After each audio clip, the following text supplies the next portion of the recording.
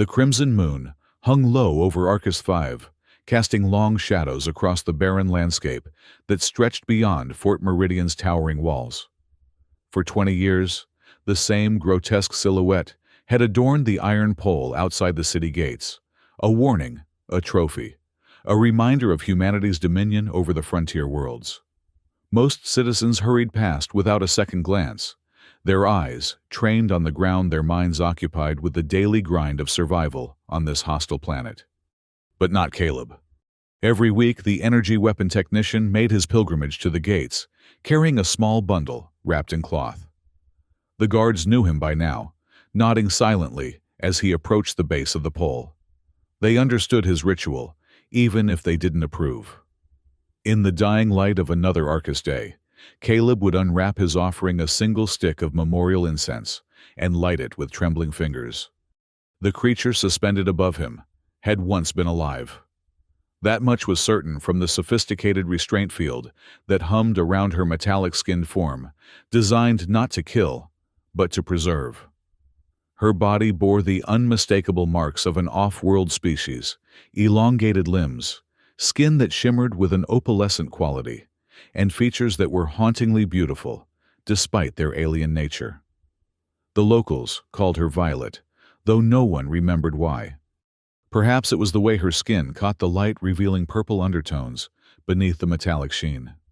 Caleb had been making these visits since he'd arrived at Fort Meridian 15 years ago, fresh from the Technical Academy on Mars. Back then, he'd been horrified by the sight of the suspended alien, but over time, something deeper had taken root in his chest, a gnawing sense of injustice that he couldn't shake. The way she hung there, motionless but not quite dead, trapped in a state between life and death, seemed like a cruelty beyond comprehension. Tonight felt different. The twin moons aligned in a configuration that happened only once every few months, and the air itself seemed charged with possibility. As Caleb lit his incense and whispered his usual prayer for the unknown creature's peace, he noticed something he'd never seen before, a faint flicker in the restraint field's energy matrix. The discovery made his heart race. As an energy weapon technician, he understood the underlying technology better than most. The field wasn't just holding her in place. It was keeping her in a form of suspended animation, her biological processes slowed to almost nothing. But if there was a fluctuation in the field, Caleb pulled out his portable scanner, a device he'd modified over the years for his weapon maintenance work. The readings confirmed his suspicions. The containment field was experiencing micro-failures, likely due to decades of continuous operation without proper maintenance. The High Council of Fort Meridian had grown complacent, viewing their trophy as a permanent fixture rather than a complex piece of technology requiring upkeep. For months afterward, Caleb found excuses to return to the gates more frequently. He studied the field's patterns, memorized the guard rotations, and slowly began to formulate a plan that terrified and exhilarated him in equal measure. What he was contemplating would be treason of the highest order. The alien had been left as a warning to others of her kind, a declaration that Fort Meridian would show no mercy to off-world invaders. But Caleb had done his research in the city's archives, accessing records that most citizens never bothered to read. The creature, Violet, hadn't been an invader at all. She'd been a refugee fleeing some catastrophe in the outer systems. Her ship had been damaged, forcing an emergency landing on Arcus 5. The initial contact reports painted a picture of a peaceful first encounter, with Violet attempting to communicate through universal mathematical concepts and offering technological gifts as a sign of goodwill. Everything had changed when the High Council's Science Division detected unusual energy signatures emanating from her ship. Ancient technology, they'd called it, possibly predating human space travel by millennia. The peaceful contact had quickly devolved into capture and interrogation. When Violet refused to reveal the secrets of her technology, the Council had made an example of her, sentencing her to indefinite suspension as both punishment and ongoing research opportunity. The more Caleb learned, the more his weekly visits felt like a sacred duty. This wasn't justice, it was barbarism dressed up in the rhetoric of human superiority and frontier security. And if the containment field was failing, he might have a chance to do something about it. The opportunity came on a night when the guard rotation was disrupted by a minor emergency in the industrial sector.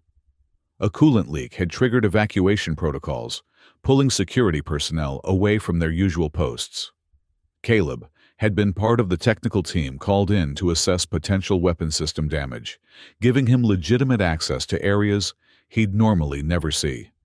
As the all-clear signal echoed across the city, Caleb made his decision. Instead of returning to the barracks with the other technicians, he slipped away toward the gates.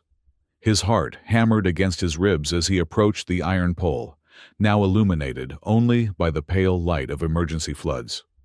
The scanner readings were clearer than ever. The containment field was operating at barely 60% efficiency, held together by automated repair subroutines that were themselves beginning to fail. Caleb pulled out a small device he'd cobbled together from salvaged weapon components, a kinetic pulse generator designed to overload energy fields from the inside. He hesitated for a long moment, staring up at Violet's suspended form. Once he activated the device, there would be no going back.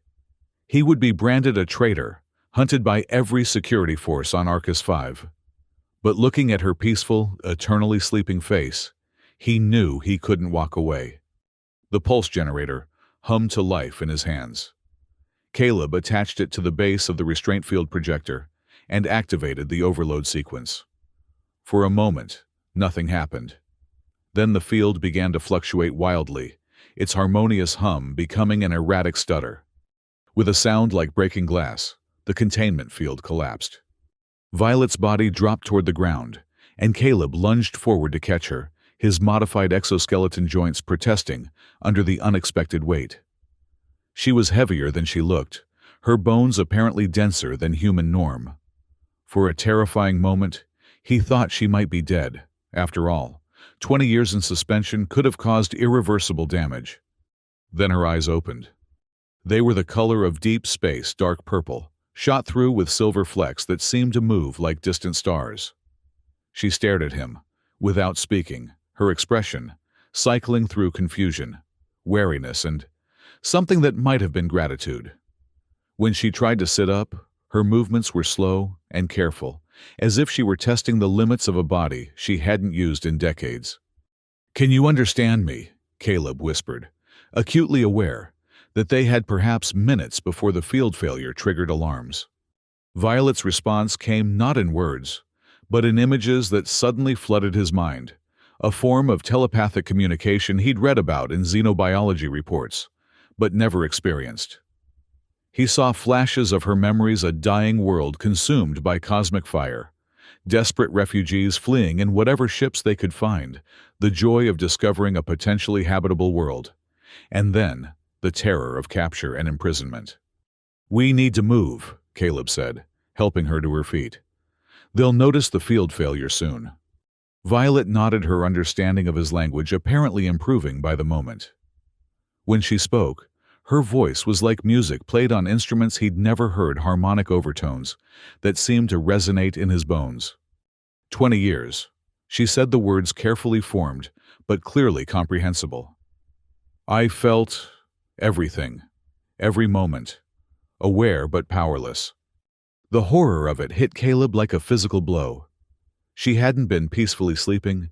She'd been fully conscious, trapped in her own body for 2 decades, aware of every passing day, every mocking gesture from the guards, every citizen who hurried past without acknowledging her suffering. "I'm sorry," he said the words, feeling woefully inadequate.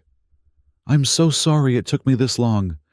Violet placed a hand on his shoulder, and he felt a warm pulse of forgiveness flow through their contact. "You came," she said simply. "That is what matters." The sound of approaching sirens cut through the night air. The field failure had indeed triggered automatic alarms, and security teams would arrive within minutes. Caleb grabbed Violet's hand and led her away from the gates, heading for the maze of maintenance tunnels he'd memorized during his years at Fort Meridian. Behind them, shouts erupted as the guards discovered the empty restraint field and the overloaded generator. Searchlights swept across the immediate area, but Caleb had chosen his timing well. The industrial accident had left many surveillance systems offline for maintenance, creating blind spots in the city's normally comprehensive security network. They reached the tunnel entrance just as the first patrol vehicles rounded the corner. Caleb yanked open the heavy metal grate and ushered Violet into the darkness below. The tunnels were part of Fort Meridian's original infrastructure, built during the early colonial period, when the city had been little more than a fortified mining camp. Most of the passages were forgotten now, used only by maintenance crews and the occasional smuggler.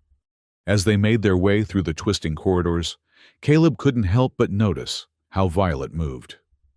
Despite 20 years of immobility, she showed no signs of muscle atrophy or coordination problems.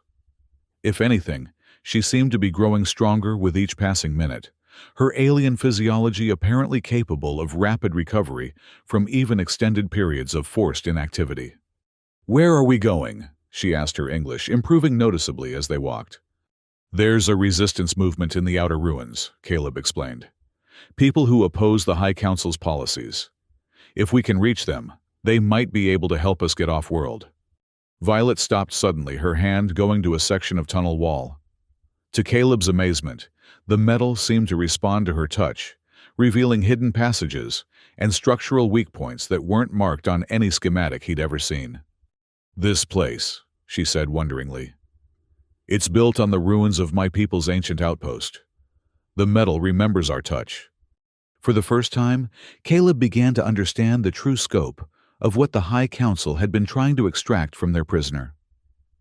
Violet wasn't just an alien refugee, she was connected to technology that predated human civilization, possibly the key to unlocking secrets that could reshape their understanding of the galaxy.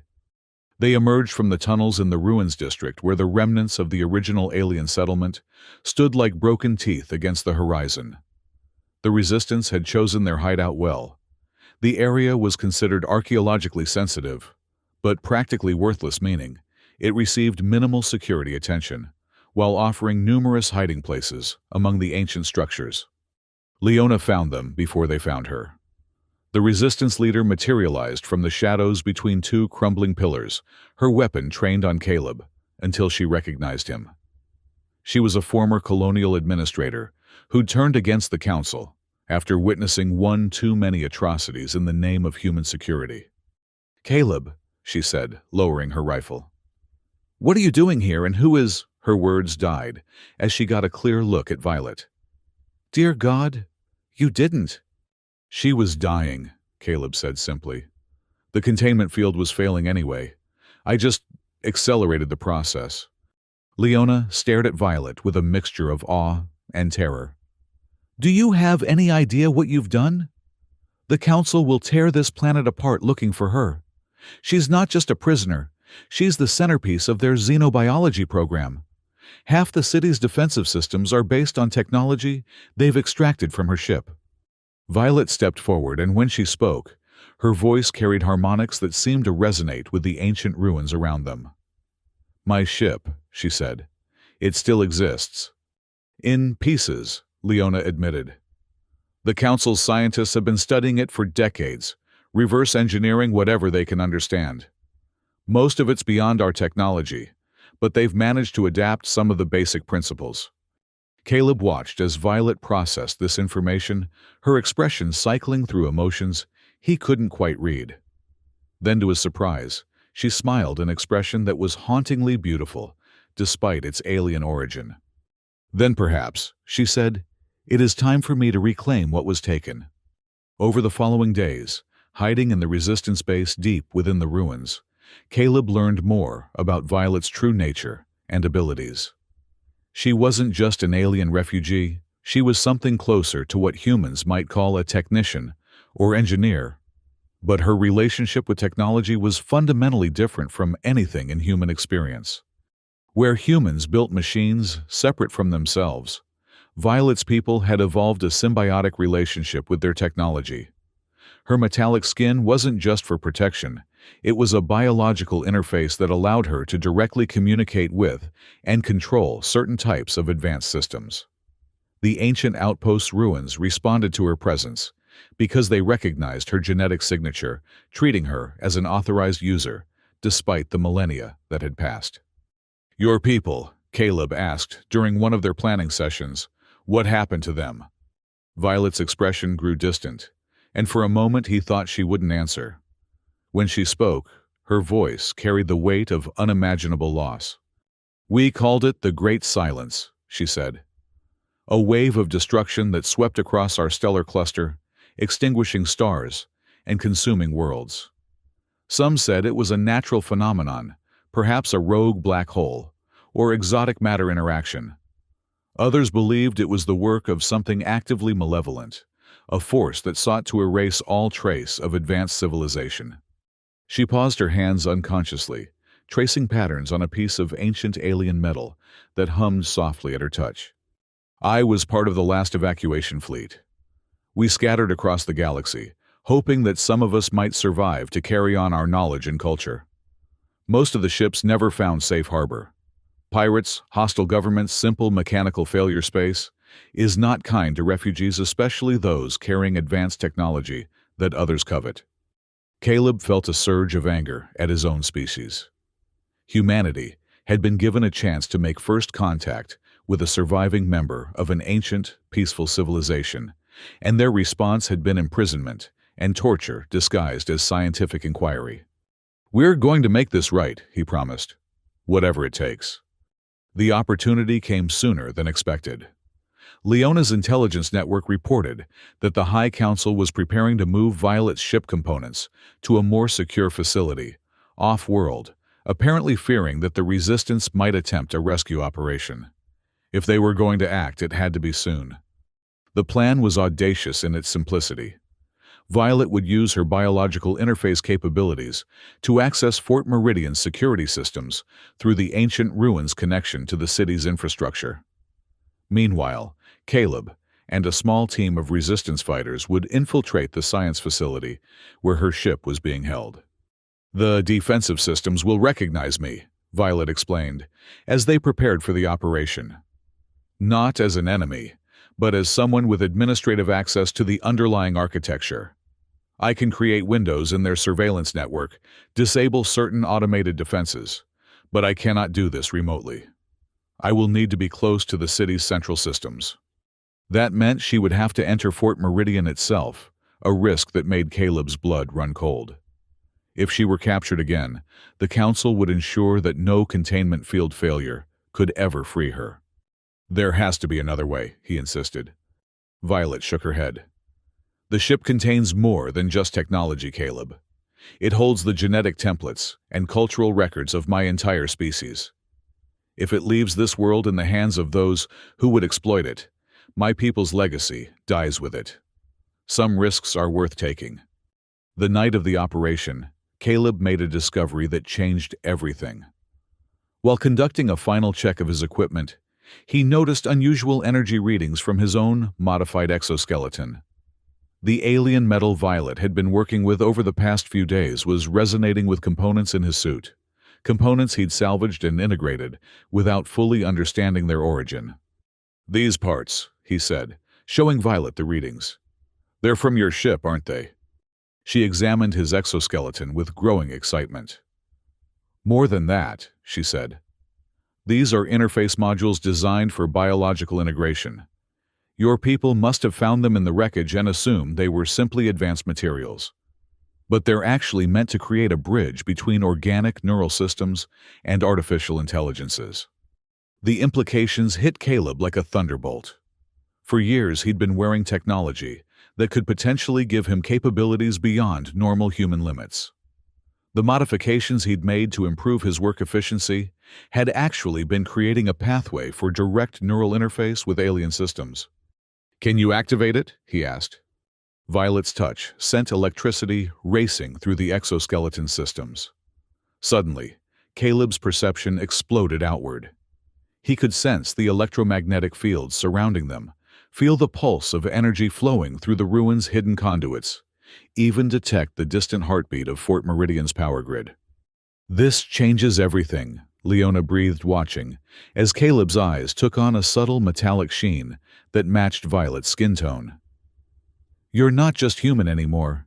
You're something new." The infiltration went better than anyone had dared hope. With Violet providing electronic cover and Caleb's enhanced abilities, allowing him to interface directly with security systems, they moved through Fort Meridian like ghosts. The resistance fighters who accompanied them could hardly believe how easily they bypassed defenses that should have been impregnable. The science facility proved to be a monument to humanity's systematic exploitation of advanced technology. Laboratories filled with partially understood alien devices, holding cells designed for non-human prisoners, and in the center of it, all the scattered remains of Violet's ship. Even disassembled and partially cannibalized, the vessel was beautiful. Its organic curves and impossible angles suggested a design philosophy that prioritized harmony with natural forces rather than domination over them. Violet approached the largest intact section with something approaching reverence.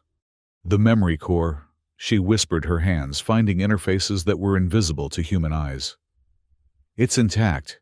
Everything is still here, our history, our science, our art."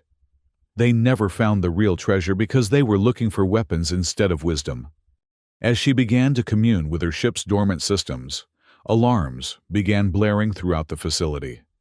Their presence had finally been detected, and the facility's automated defenses were coming online. Blast doors sealed the laboratory, and Caleb could hear the heavy footsteps of security forces converging on their position. "How long do you need?" he asked Violet, his enhanced senses already tracking the approaching threats. "Too long," she admitted. "The ship's consciousness is awakening, but it will take time to fully integrate with the available hardware. We need perhaps an hour." "Then we'll buy you an hour," Caleb said, his exoskeleton systems shifting into combat configuration. The alien technology was showing him tactical possibilities. He'd never imagined energy redirection patterns that could turn an enemy's weapons against them, kinetic amplification that could make his movements faster and stronger than any human had a right to be. The battle that followed would become legend among the resistance. General Raxon himself led the security forces, bringing the full weight of Fort Meridian's military might against what he assumed would be a small group of terrorists.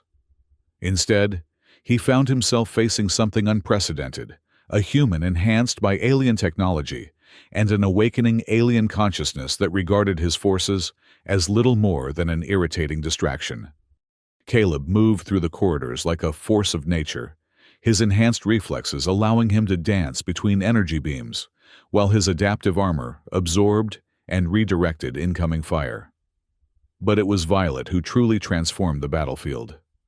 As her connection with the ship's systems deepened, she began to demonstrate abilities that defied human understanding of physics. Metal flowed like water at her command, reshaping itself into barriers, weapons, or tools as needed. She didn't just interface with technology, she merged with it, becoming a hybrid entity that was simultaneously biological and mechanical. The facility's own defensive systems turned against the security forces as she rewrote their programming in real time.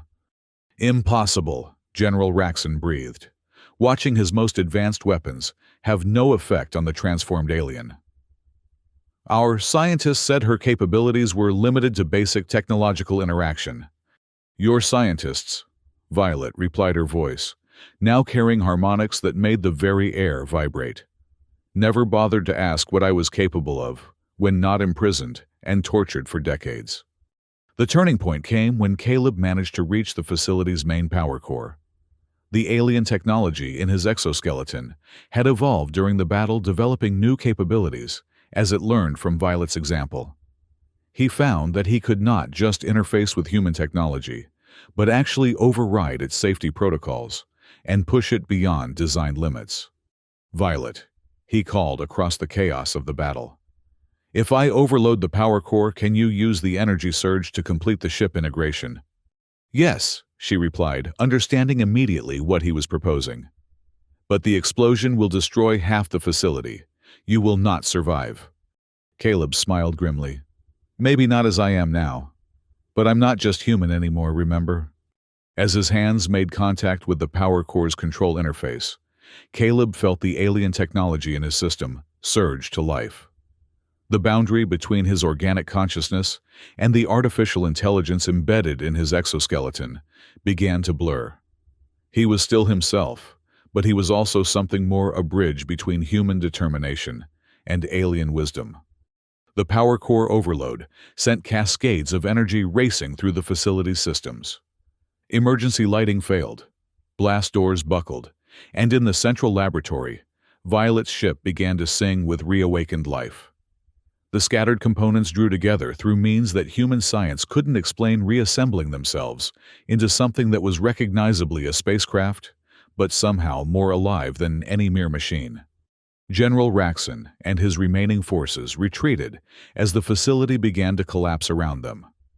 But they were not retreating from a terrorist attack. They were fleeing from the birth of something entirely new. As the ship lifted off from the ruins of the laboratory, it carried not just Violet and Caleb, but the promise of a different kind of future for both species.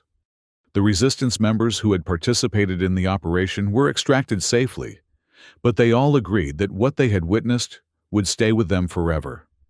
They had seen two beings transcend the boundaries of their individual species to become something greater than the sum of their parts.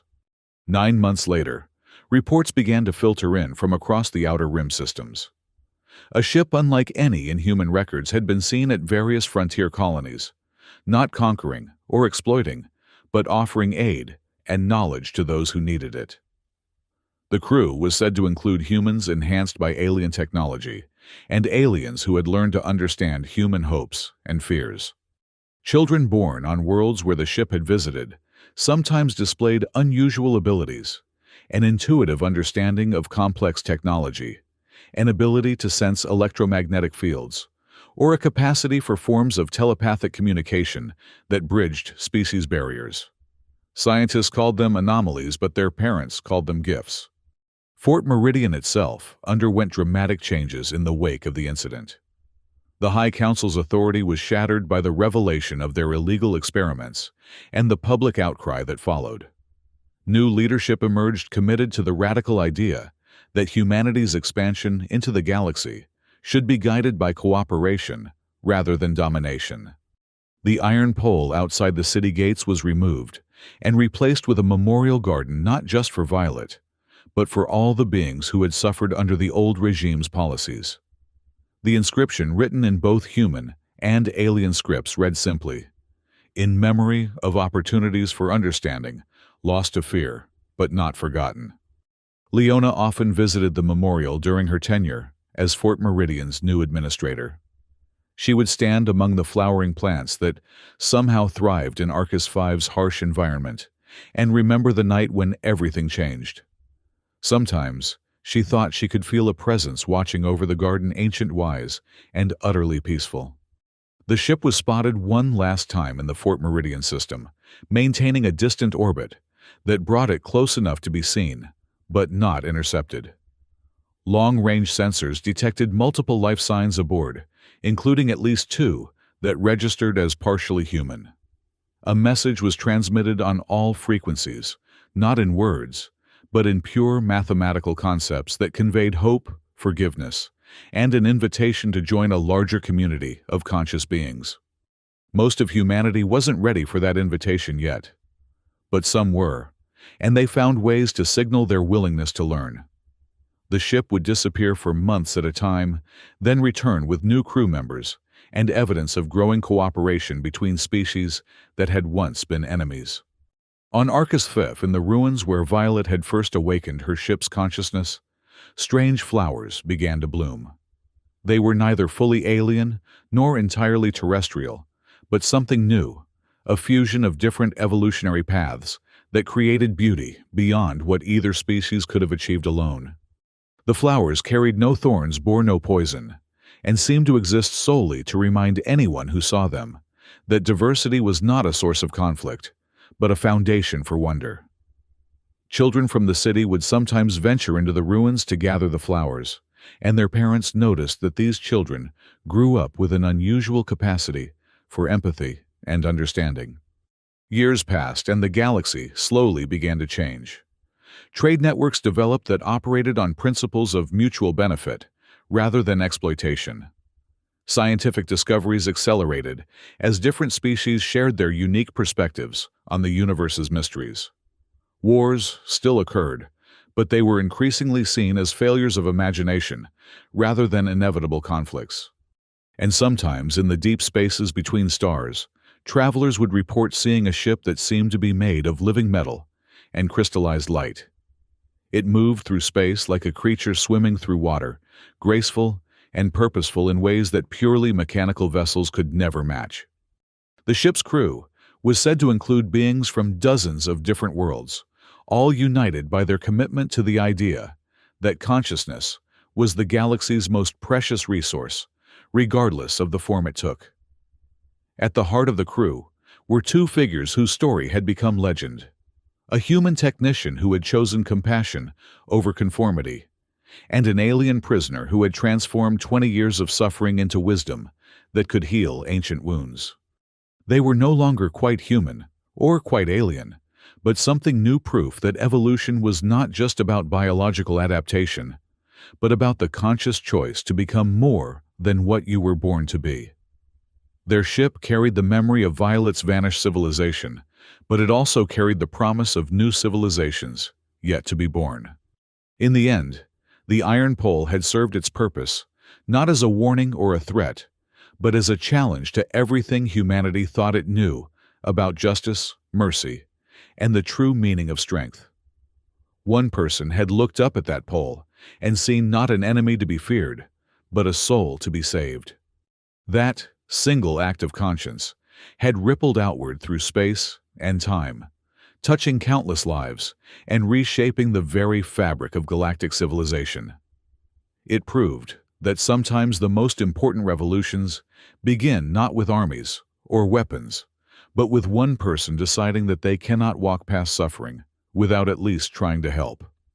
The stars themselves seemed brighter after that night, when Caleb had reached up and brought Violet down from her pole, as if the universe had been holding its breath, waiting to see whether consciousness would choose cruelty or compassion when faced with the ultimate test.